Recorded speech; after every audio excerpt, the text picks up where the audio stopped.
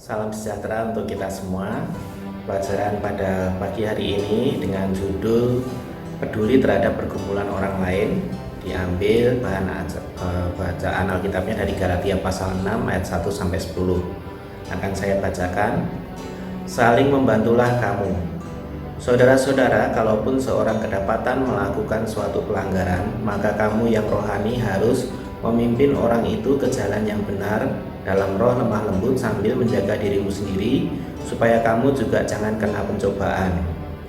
Bertolong-tolonganlah menanggung bebanmu, demikianlah kamu memenuhi hukum Kristus.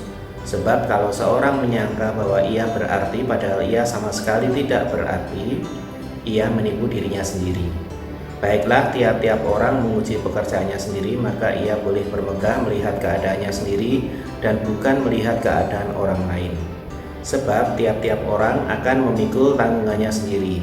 Dan baiklah dia yang menerima pengajaran dalam firman, membagi segala sesuatu yang ada padanya dengan orang yang memberikan pengajaran. Jangan sesat, Allah tidak membiarkan dirinya dipermainkan, karena apa yang ditabur orang itu juga yang akan dituainya.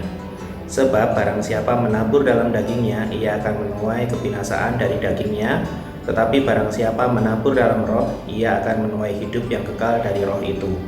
Janganlah kita jemu-jemu berbuat baik, karena apabila sudah datang waktunya, kita akan menuai jika kita tidak menjadi lemah.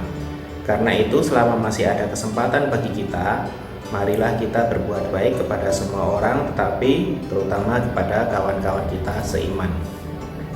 Manusia pada dasarnya dia makhluk sosial, bukan hanya individu. Dia butuh bantuan dari orang lain. Itu sebabnya Allah di dalam penciptaan dunia saat menciptakan manusia di hari yang terakhir, dia berkata tidak baik kalau manusia seorang diri saja. Aku akan menjadikan seorang penolong yang sepadan dengan dia. Dan akhirnya terciptalah Hawa yang diambil dari tulang rusuk manusia yang pertama, laki-laki yang pertama. Peduli terhadap pergumulan orang lain. Kalau kita sudah menyadari bahwa kita adalah makhluk sosial dan kita tidak bisa hidup sendirian, kita harus menghargai orang lain yang ada di sekitar kita. Saat kita melakukan apa yang Tuhan inginkan dan bahkan kita seperti yang disampaikan tadi, memenuhi hukum Kristus tadi, mengasihi orang lain, pasti juga ada respon yang baik yang akan kita alami. Mandat untuk menolong. Ya, jadi di sini Rasul Paulus mengingatkan jemaat di Galatia bahwa dengan meneladani sifat Yesus yang peduli terhadap lingkungannya, itu yang harus dilakukan oleh murid-murid Yesus, termasuk kita saat ini. Kita ingat dalam kisahnya Yesus selama dia di dunia ini, dia menolong sesama tanpa pamrih. Bahkan pada waktu sibuk sekalipun, Yesus masih ingat dan bahkan dia peduli. Contohnya pada waktu kejadian Sakeus, Yesus dieluk-elukan orang banyak yang ingin menemui, tapi Yesus peduli terhadap diri Sakeus. Jadi itu yang dapat kita teladani dari Yesus di masa-masa khususnya sekarang yang mungkin untuk memikirkan diri sendiri saja sulit, apalagi memikirkan orang lain. Kita harus meneladani Yesus, peduli terhadap lingkungan. Itu bukan hanya pada diri kita sendiri, tapi lingkungan kita. Juga di sini ada yang menarik di ayat yang ke-4 sampai 8 dari Galatia pasal 6 tadi, ayat 4 sampai 8, bahwa ada hukum tabur tuai. Kalau yang di ayat 8 saya akan bacakan. Sebab barang siapa menabur dalam dagingnya, ia akan menuai kebinasaan dari dagingnya, tetapi barang siapa menabur dalam roh, ia akan menuai hidup yang kekal dari roh itu. Pada waktu yang lalu kita belajar hidup menurut roh. Saat kita sudah percaya Yesus sebagai Tuhan dan Juru Selamat, kita sudah ada Roh Kudus dalam diri kita, dan itu yang menginspirasi kita menjalani kehidupan ini bersama dengan Tuhan di dunia. Hukum tabur tuai, ya kalau orang yang lebih kenalnya itu kalau di bahasa Sanskerta ada istilah karma, hukum karma. Jadi itu akan berdampak pada dirinya sendiri apa yang dia lakukan. Tapi sebenarnya hukum tabur tuai ini juga konsepnya itu bukan sebatas dengan karma ya, tapi Tuhan memberikan kebebasan kehendak kepada manusia.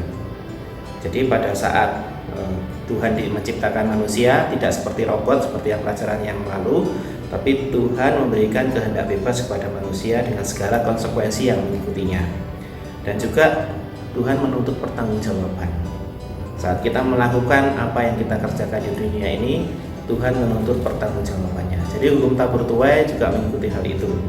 Makanya 10 hukum Tuhan itu diringkas menjadi hukum kasih oleh Yesus. Jadi 2 hukum kasih, mengasihi Tuhan dan mengasihi sesama. Dan itu juga dapat diterapkan dalam hukum tabur tuai yang kita pelajari saat ini. Karena Rasul Paulus juga mengingatkan di jemaat di Galatia itu tadi, barang siapa menabur dalam dagingnya akan menuai kebinasan dari dagingnya. Tapi barang siapa menabur dalam roh, ia akan menuai hidup yang kekal dari roh itu.